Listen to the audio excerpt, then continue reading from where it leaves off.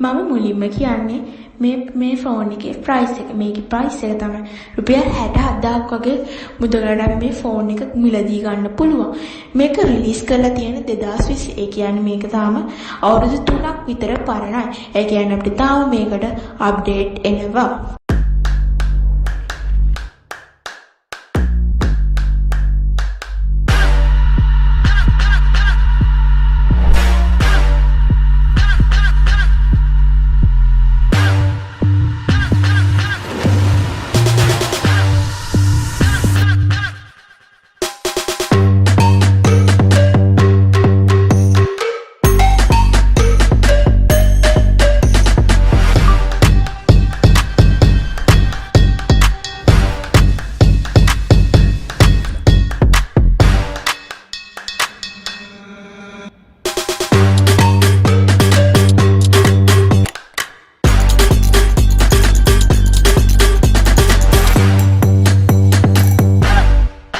මේ ෆෝන් එකේ බොඩි එක ගැන කතා කරොත් මේක බිල්ඩ් කරලා තියෙන glass front සහ glass back සහ aluminium frame. මේ ෆෝන් එක gram 148ක් බරයි.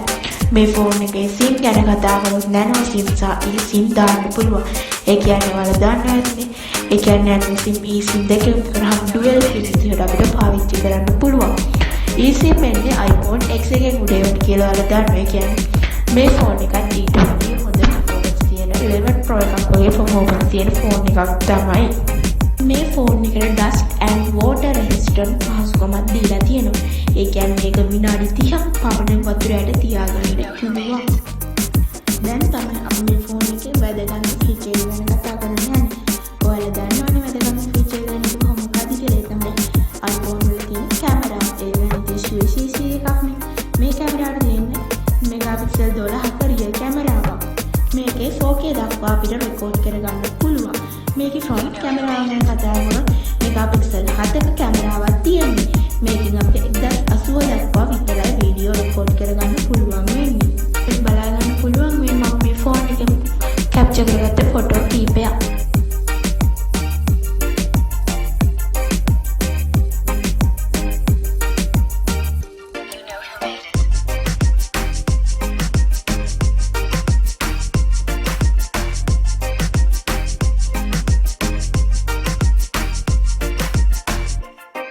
මේ ෆෝන් එකේ ඩිස්ප්ලේ එක ගැන කතා කරොත් මේකට තියෙන Gorilla Glass නන්නේ මේ strength glass protection එකක් තමයි මේකේ ඩිස්ප්ලේ එකට දාලා තියෙන්නේ.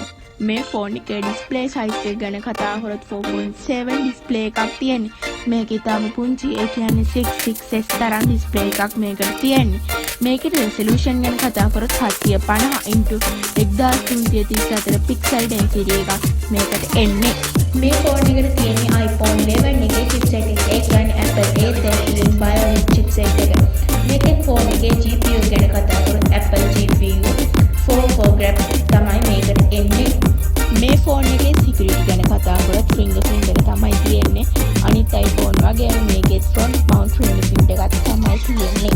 මේ ෆෝන් එකට අනිත් iPhone වලට සාපේක්ෂව 1800 mAh battery capacity එකක් තියෙනවා. මේ ෆෝන් එක charge කරන්න 18 watt wired charging සහ 7.5 wireless charging වලින්. ෆෝන් එකේ RAM ගැන කතා කරොත් 3GB එන්නේ.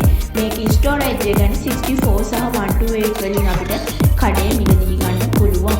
රට බලා ගන්න පුළුවන් මේ specification list එක.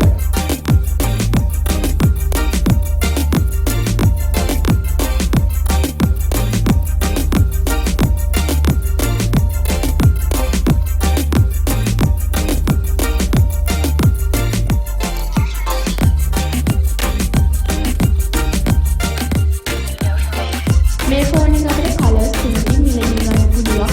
black, white සහ red වශයෙන්. අපි අද වීඩියෝ එක ඉවරයි. එහෙනම් ඊළඟ වීඩියෝ එකේ හමු. මතකද මගේ YouTube channel එක subscribe කරලා මගේ වීඩියෝ එක හොඳයි නම් like කරලා තියාගන්න.